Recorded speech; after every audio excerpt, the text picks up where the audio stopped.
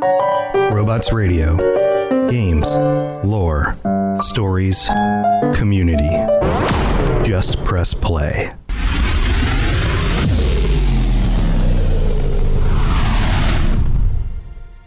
Welcome to the Fallout Lorecast, the podcast that explores the boundaries of our knowledge about the world of Fallout.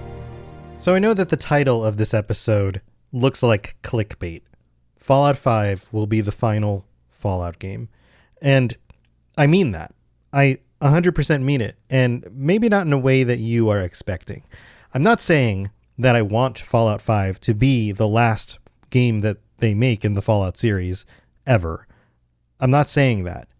What I'm saying is Fallout 5 will be the last Fallout game because they're going to make it as a platform. And that is going to open up how we engage with future Fallout games, or in this case, with Fallout 5 and everything else they add on to it for as far as we can see into the future. And it's going to have big ramifications. And in this episode, I'm going to tell you how I think they could make this work, why it will work, and how that will make for even better single-player Fallout game stories, and how it will tie in with the rest of the series. And also why this is a very good thing, and we should probably hope that they make this happen.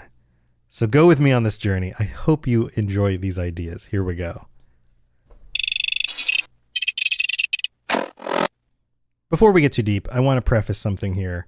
This is a fun thought experiment, and it's something I think would be really cool if it happened, but it also may not be very likely.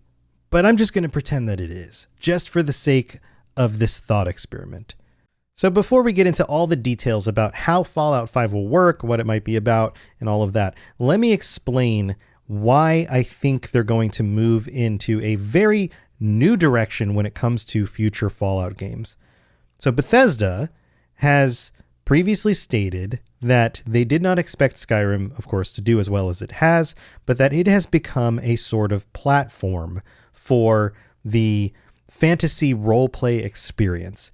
And that informed their development of Starfield in order to make Starfield the kind of game that could become a platform for a space RPG experience. Now, they're looking at these games less like the way that we traditionally look at role-playing games and have until today, and more in a potential future kind of direction. So what does that mean for Fallout? Well, what I think that means is that with Fallout 76, they've already been testing the waters with this. We know that they've been supporting Fallout 76 for 5 years now. We know that they're rolling out more content than they ever have before, that the player base is healthier than it was in previous years, and they're adding new zones.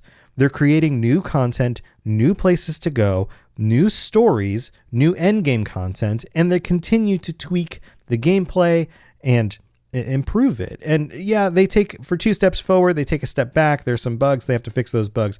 They've been back and forth with that for a while.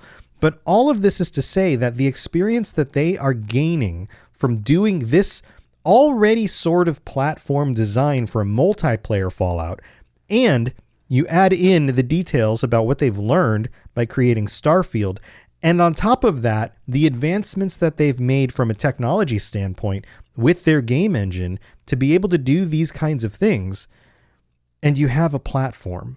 I think what we're going to see is that Elder Scrolls 6 will come out in a few years, and it will be designed from the ground up to be the predominant new RPG platform for anyone who wants to play or mod in whatever they want into a role-playing world. Now, it's not going to be as modular as something like Super Mario Maker 2 or something like that. It's not like we're going to get a dungeon designer and a map designer and all of those kinds of things, although they could expand the creation kit and add a lot of those features into it.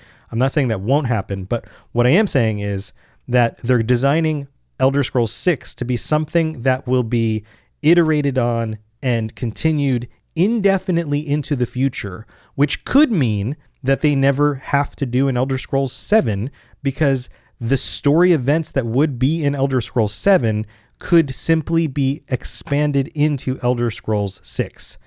One of the things that I've discussed on the Elder Scrolls Lorecast with my co-host Lotus is this idea that had they been able to see the future when they put out Skyrim and realized that they could have continued to make more DLC, that there would be enough players, millions and millions of people, I think the number is over 60 million at this point, who have played this game, who own this game, who own it on platforms that eventually came out that allowed modding and also on PC. Had they had the foresight to know that the game would have been so successful in those specific ways, and that Skyrim would have been the most modded game in history, they would have realized that they could have just kept putting out DLC and people would keep buying it.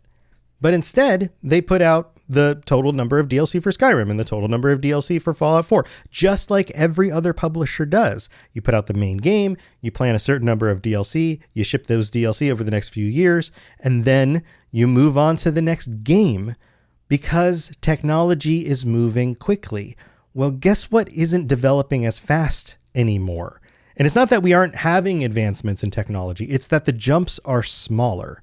The difference between the graphics from this console generation and the previous console generation is much more slim and minute than the difference from the previous generation before that, and so on and so forth. We're getting to a place where the most popular games are games that have been out for years. Graphics and the capabilities of our processors are no longer what's holding back game design so much as the bandwidth to create the content and an understanding of the marketplace to create content that people will continue to buy to keep your studio going. The business side of this has become the limitations. So had they been able to see the future, it would have made more sense potentially to every year or every 2 years put out another DLC that runs on the original game engine or the updated modded game engine. Why go through the process of having to put out an entire sequel if you have something that works as a platform and people just want the next episode of the thing that they want to play? This happens already in MMOs. This happens already in content like Destiny and Fallout 76. Why not do that for single player games? And I think originally the perspective was that that wouldn't sell. That every time you put out a DLC, you sell less copies than the original game. And so it's better to create another original game eventually because you're going to get more chances at more people buying that game. But games have much longer tails now. People are still buying Skyrim and buying multiple copies. They just recently updated the Legendary Edition of Skyrim, which isn't even the most recent edition that everyone's supposed to be playing on. So to wrap up my first point, the games are going to be platforms moving forward and much more capable of that than any other point in history.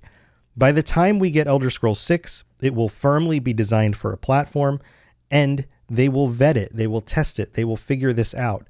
I also think with Starfield, we're just getting the first DLC like the end of this month, but we're probably going to get DLC into the future as long as they continue to sell, because from a business perspective, you don't need an entire whole studio to put out extra story content, quests, characters, packs of things that you can engage with, like new weapons and vehicles and things like that. That takes a much smaller group. So you put aside like a fifth the number of people, a sixth the number of people into this side little studio. You silo them off and you have them work on these adventures in Starfield, adventures in Tamriel, adventures in the Wasteland kind of stuff that just keeps coming out.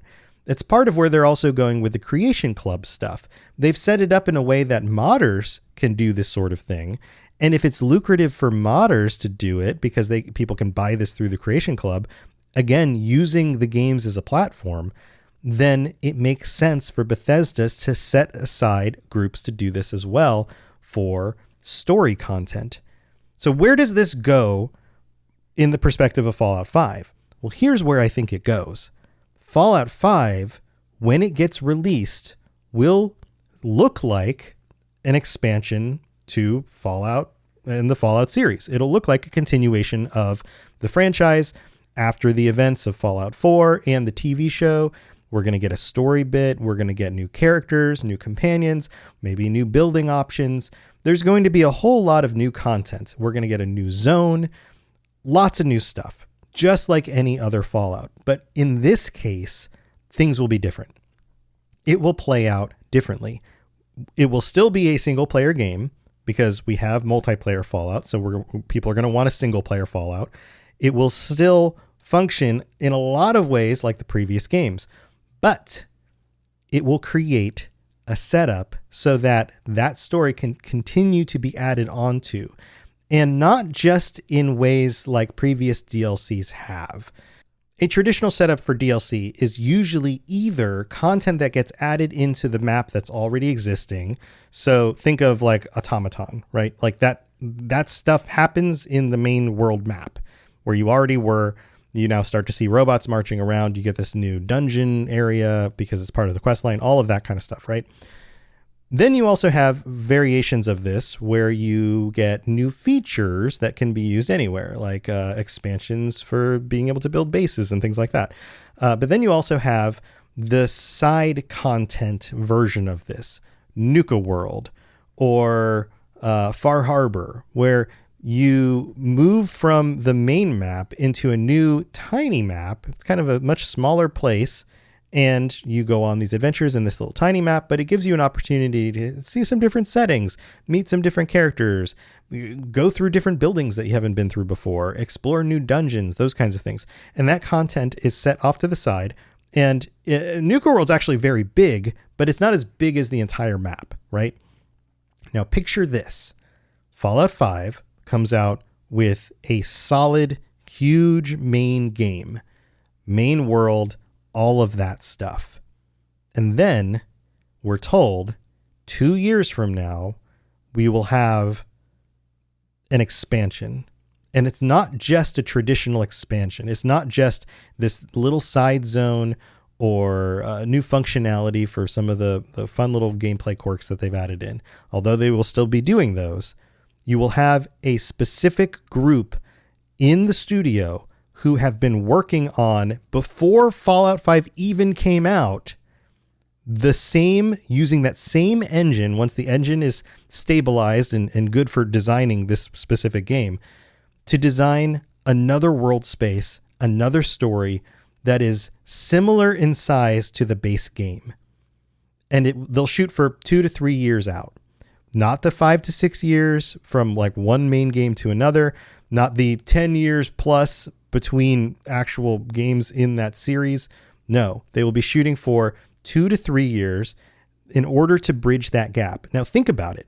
When we got Fallout 3, it was only a very short period of time before we got New Vegas. And then it was only a short period of time before we got Skyrim. And before that, it was a short period of time before Fallout 3 that we got Oblivion. It used to be that they could iterate every 2 to 3 years and put out another full-sized game. Well, what if they can do that again because they've streamlined the tech to do it, and they've siloed off these sub-studio groups that are able to just use that same game engine, the same tech, and build an entire new zone. But this time, it's not a standalone game. It's something that tacks on to Fallout 5. So imagine this. Fallout 5 is Fallout 5. Let's say it takes place in New York. I think New York is a likely place for a new Fallout game because we've talked about this on our Patron chats before, but to kind of summarize it, it was one of the locations they were looking at for Fallout 4 before they decided to go with Boston. It's also a location that is very American. Anything that you're going to put in Fallout needs to feel very America, right? LA feels very America. Las Vegas feels very America. There's nowhere in the world quite like Las Vegas. Boston, very America. You know, the Tea Party and the founding of the country and all of that stuff, right? New York City is another one of those locations that is 100% the United States of America. If you are an immigrant in this country that came into this country over the last 200 years, there's a very high percentage chance that you came through New York City. My ancestors did, on my mom's side, came through New York City. In fact, my grandparents met in New York City. I'm not from there. I've visited, but it is a key focus for the American experience.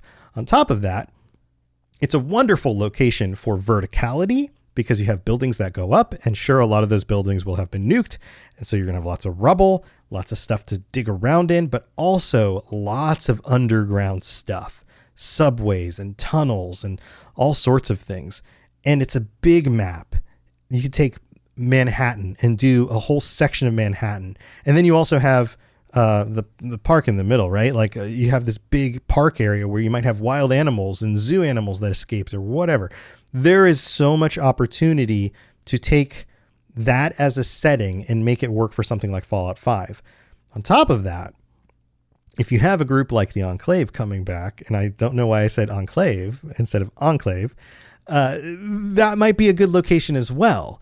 What better place to hide out and focus on the future of the country than a predominant city like New York City? And what if they're digging through the rubble, trying to find things that were happening in New York City? Design documents and production and facilities that would have existed in New York City, because it still would have been a major location in the past of Fallout. Plus, you could have sewer crocodiles or mutated monsters living in the sewers and all sorts of other crazy, weird stuff going on. It feels like a wonderful playground for a dystopia in the future. It also feels like it's so big that there's no way you could build it all back, but maybe you could put a civilization on top of the rubble, and that would be really interesting to see as well. But that's not the only reason that I'm picking New York City. New York City has one of the most developed underground subway transport systems in the country.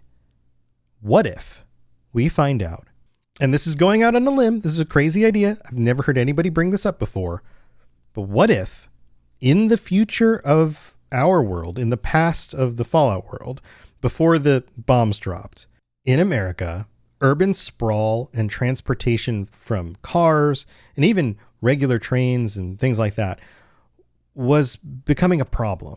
There was too much traffic. The highways could no longer handle the bulk of travel and those kinds of things. And so they built underground railroads between major cities. What if New York City was one of the hubs or one of the beginnings of these locations with the subway system? What if they had bullet trains running underground? And this is something that we didn't know because people didn't rediscover it from the past. And so in exploring New York City, you find out that, yeah, there's still subway systems underneath the ground, but some of those subway systems head out of the city and end up in other locations. What if one of them is connected to Chicago and the Enclave remnants in Chicago? What if another one goes to Boston? What if another one goes to New Vegas? I'm talking a continent-wide subway system. And you could come up with lore reasons for why this would make sense. They clearly would have the technology to make it work. And they would need to dig a bunch of stuff underground, but maybe there was justification for that. They were doing a lot of digging underground. They were putting vaults underground. What if this subway system connects to certain vaults? What if this was part of the plan in order to maintain connectivity between all of the vaults and all of these locations? And what if that expands our options with gameplay? I'm going to go more into that in just a second, but first I have to go thank our patrons, so don't go anywhere.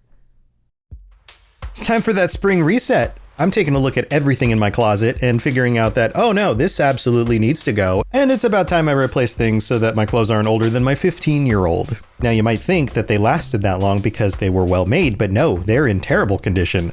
Unlike the new jeans I just got from Quince. Jeans have always been my personal go-to because you can kind of wear them for lots of different things, but maybe they're not your thing. Maybe you're looking for, 100% European linen with insanely soft flow knit activewear fabric. It's definitely getting warmer, and their flow knit activewear is moisture wicking, anti-odor, and soft enough that you'll actually want to wear it every day.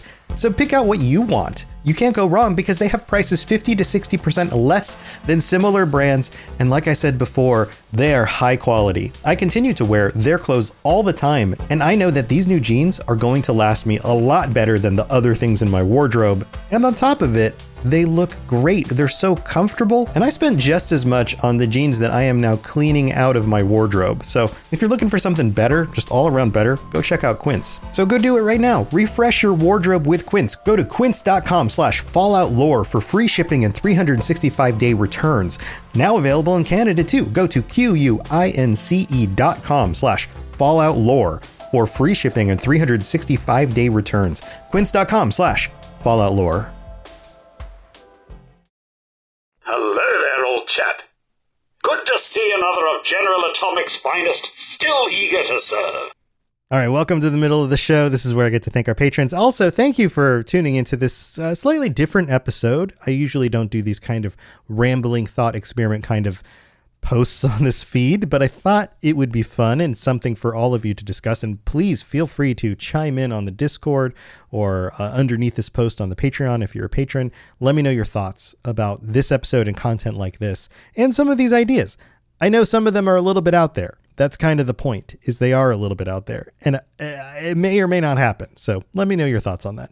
But let's take a minute and thank and welcome our newest patron, Phillips. I don't remember if I shouted you out last time, but if I did, you get a double shout out. Also, thank you to Atley Morton, our Sentry bot who gets a shout out every week, and to all 109 of our current patrons. Thank you for your support. Thank you for being here. I hope you're enjoying your stickers, your t-shirts, joining us on patron chats, and most of all, just getting ad-free episodes. That's such a nice thing, right? So thank you for your support. If you're interested in supporting the show, patreon.com/falloutlorecast, go check it out. And I have another review that came in. If you leave a 5-star review on Apple Podcasts, I'll read them out on future episodes of the show. This one is from Twizzy Dizzy in the United States, who writes, "Amazing podcast. This is an amazing podcast. I love to listen to it when playing basketball or doing chores or even studying. I love the one episode about power armor and how it was made and the history of it. It was so cool how you would imagine the people in the power armor and how they would feel and react to certain things. Sincerely, Twizzy, or Twiz from Texas." Thanks, Twizzy Dizzy. This one came from Drew's IO, maybe, in the US, who writes, "Deserves 20 stars. Amazing podcast. Robots speaks clearly and clearly does lots of research on the topics at hand. Only problem with this podcast is episodes are not coming out every 30 minutes. All jokes, of course. Love the podcast. Keep it up." Yeah, I don't know that I could do content every 30 minutes. That'd be a little bit to keep up with. Thank you for that one. And then this one is from Nick Knack Knockbb in Sweden, who writes, "Serenity. In my opinion, the Fallout Lorecast is not only the best Fallout related podcast to date, I regard it as one of the best podcasts I've ever listened to. Robots is a Fallout expert." Well, thank you for that. I do a lot of research. With that comes a humbleness that is tangible throughout the episodes. The more someone knows about something, the more that someone understands how little they know about that something. Yeah, it's the Einsteinian bubble thing. The podcast is delivered with a lot of heart, passion, humor, tranquility, and goodness. I can't really listen to this podcast when I work, but I instead listen to it during my 3.5-hour drive to work. Oh my God. It makes the time pass by very quickly, although I understand that my home country of Sweden will likely never be featured in a Fallout game. I sincerely hope to one day find a Wasteland artifact related to Swedish origins. That's great. Yeah, I hope so too. That would be really cool. As much as I have said, I'm pretty sure that Fallout's going to stay in the US. And as much as Tim Kaine has said, no, it'd actually be cool to do it in other countries. We really did consider that early on. I would be fine either way. I don't have a dog in this show, a pony in the race. I don't know how that works, but yeah, that would be really cool to see like Swedish stuff and some other country stuff. So who knows? Maybe if this idea works out, we'll end up with content like that. So thanks for being here, everybody. Thank you for those reviews. And let's get back to the rest of my version of the way things could work. Here we go. If you have any questions about Nuka World, I'd be delighted to answer them. All right, I'm back. So I pitched the idea of a nationwide subway system. I'm thinking this is very, very fast trains underground, like in tunnels, like the kind that they were even discussing potentially putting in California at one point. So these bullet trains would go very, very, very fast, at least when they were working. Now, in the bombed out future, maybe they're not working, but also they were underground. So chances are a lot of them are still potentially operable or could be turned back into a system that operates. Maybe this is something the Enclave has known that nobody else has known. Maybe this network of tunnels also includes, and it would have to include, electronics and signals that would run from one location to another. If this network of tunnels is actually linked, maybe not necessarily in transportation ways, but at least in communication ways, to all of the vaults, then that is how the Enclave is tracking the vaults that still exist. And we've seen in the Fallout TV show that that is the case. The Enclave does have underground locations. The Enclave has its own vaults. The Enclave understands and knows what's going on in the vaults that are still operational. And the Enclave is very hard to find. So what if the remnants of the Enclave exist underground somewhere? Let's just say it's Chicago. Let's say they've got a cell in New York City. Let's say they have a cell in most major cities. And we know how difficult it is to travel across the country. We know that the Brotherhood of Steel would have to take their airships in order to fly from one coast to the other, and that would take a considerable amount of time and resources. How is the Enclave keeping up with that? How is the Enclave able to counter what they're doing, to continue their research, to put spies in locations across the country without having aircraft in order to get around? Well, maybe they do have aircraft, but maybe they choose not to use them because they're lying low. How do you stay off the radar of groups like the NCR and the Brotherhood in a better way than going everywhere underground? Now, if we've established that this is the case, then this also opens up something from a gameplay perspective. In Fallout 5, you start in New York City, and when the big DLC drops for something like New Vegas 2, it's still in the Fallout 5 engine. In fact, what if they just call Fallout 5 Fallout? Period. And each DLC expansion has its own title. So you you install Fallout, and that gives you access to launching any of the Fallout games that you want to play. They've now revamped Fallout 3 and New Vegas so that they work better on whatever consoles. You could then also play Fallout 4, but then you could also play Fallout New York City, which is technically Fallout 5. And then 2 to 3 years later, you could download and launch Fallout New Vegas 2, still running on that Fallout engine. And this is the hub for all your Fallout stuff. Maybe you want to go visit Appalachia, so you load up Fallout 76. This gives you access to all of that. And improvements that are made to any of the modern and new DLC with the engine get rolled out across all of them. It's an encapsulated system. And this works in the lore, not necessarily for the previous titles, but for any current and future title, in this idea that you have discovered this underground system that can take you from one place to another. So you do the events of Fallout New York, and you get through the quest lines and the stories, and you play them all out. And then Fallout New Vegas 2 drops within just a few years of that one, and you get in the tunnel, you get on your little subway bullet train, and you head over to Nevada. Or Nevada. That's how everyone in Nevada says it, right? And now you can play the events of Fallout New Vegas 2. And it takes place slightly after the events of Fallout New York. This is fairly similar to a fast travel system in an MMO like ESO, but you don't play necessarily with other people online. But you could take the same concept and work it into, and it's basically what they've done in Fallout 76. You get on a vertibird there and you fly somewhere else and you do a thing.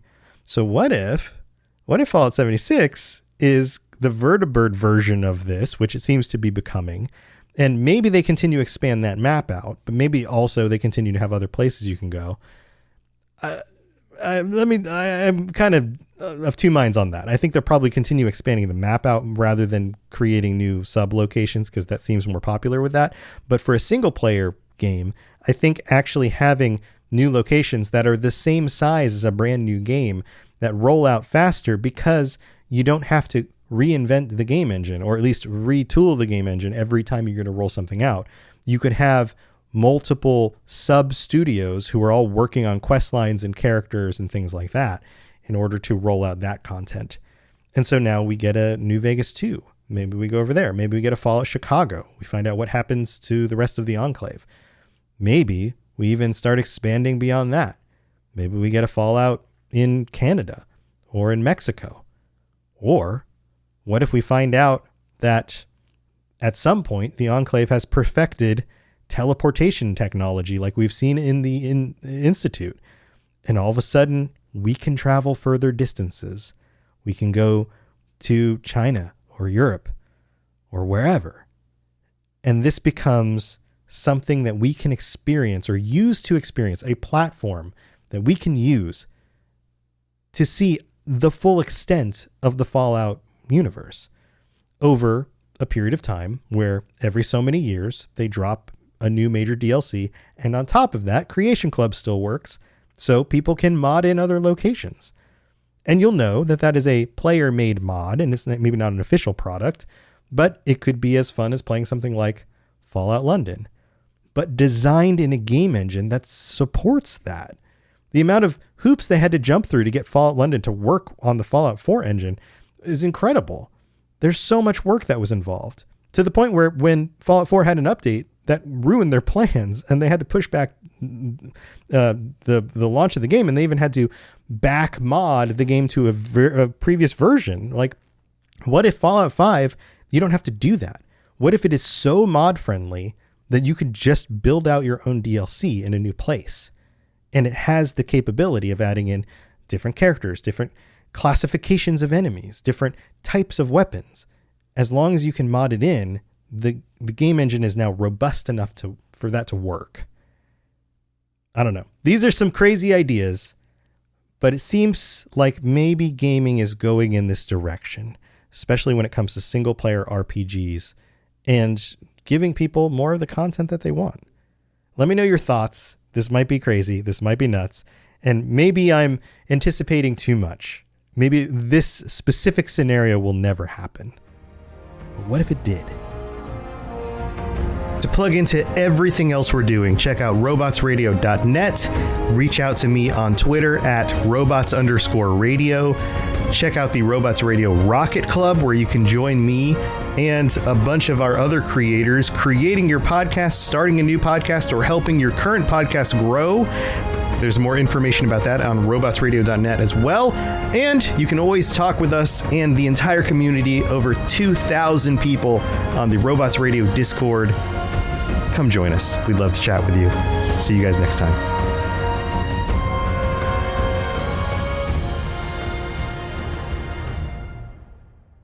Now at McDonald's, a McDouble is $2.50, so you can get your gym gains on, or just get lunch for only $2.50. Get more value on the under $3 menu. Limited time only. Prices and participation may vary. Prices may be higher for delivery. Ba-da-ba-ba-ba.